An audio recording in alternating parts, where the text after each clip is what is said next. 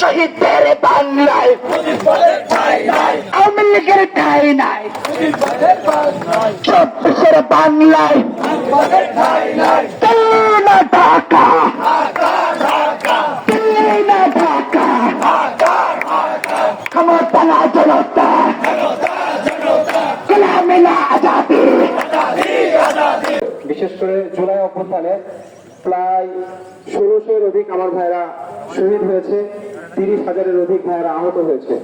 আমরা দেখেছি পুলিশের সাথে সরাসরি অস্ত্র নিয়ে, বিভিন্ন ধরনের সরঞ্জাম নিয়ে তারা জুলাই আন্দোলন সহ দেশের বিভিন্ন সময় বিভিন্ন আন্দোলনে অংশগ্রহণ করে সাধারণ মানুষদেরকে হয়রানি করেছে। এবং এমন কোন খারাপ কাজ, এমন কোন নিকৃষ্ট কাজ নেই যে কাজ ছাত্রলীগ করে নাই।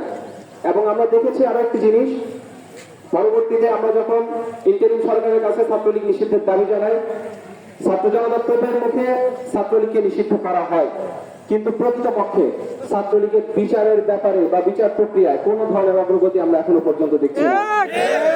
সংগ্রামী বন্ধুগণ, আমরা দেখেছি একটা নিষিদ্ধ সংগঠনের নেতারা কিভাবে এখনো বিভিন্ন সামাজিক যোগাযোগ মাধ্যমগুলোতে তাদের পদগুলোকে ট্যাগ করে উল্লেখ করে এখনো নির্বিঘ্নে আমাদের দেশে ঘোরাফেরা করছে।